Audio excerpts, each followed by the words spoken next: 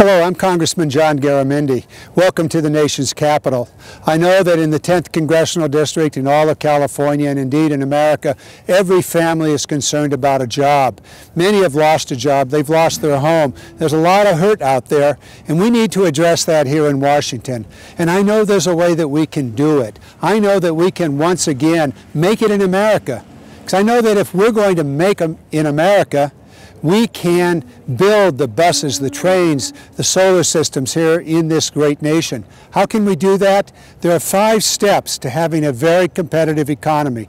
The first step is the very best education system in the world. And that means we have to spend money on it, but we also have to make sure that it's running efficiently, effectively, and that it's able to change as time goes on, using the most modern of computer equipment and classroom equipment.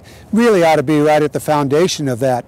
We also need to have the best research. Fortunately, the 10th Congressional Districts in Livermore and Berkeley and up in the Davis area have the best research facilities in the entire world. That research needs to be supported because from that research comes tomorrow's jobs. In addition to the research, we need to use the research to make things. And we can see that in the Silicon Valley, where the research led to the great Silicon Valley economic explosion. The new economic explosion is going to be the green energy. And here again, making it in America must be our theme. For example, your tax dollars are now being used to buy equipment that's manufactured overseas in Europe and China. The great wind turbines in Solano and in the Altamont Passes, are they made in America? Some are, but most are not. That's wrong. It's our tax money that's subsidizing the purchase of that equipment. And same with the solar cell on your house. That must be made in America. I've introduced a law to do just that. If you want to get the tax subsidy, then you must buy American-made equipment. Use your own money, buy whatever you want from wherever it may come from. Same thing with your gas dollars. You pay 18.5 cents for every gallon of gas you buy to the federal government. $2 to $3 billion of that every year goes to buy buses and trains, BART systems, light rail systems. Are those made in America?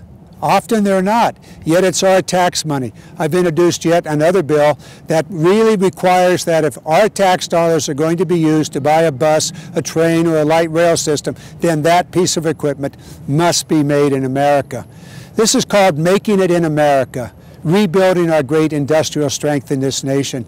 And the final piece of this is we have to have a solid energy policy. That energy policy requires us to change away from the 18th and 19th century energy source of coal and oil and move to a new energy source for this century, one based on renewable technologies, all the green, the solar, the photovoltaic, the advanced biofuels. We have to free ourselves from the grips of the petro dictators out there and no longer send $1 billion a day to many countries that are not at all our friends.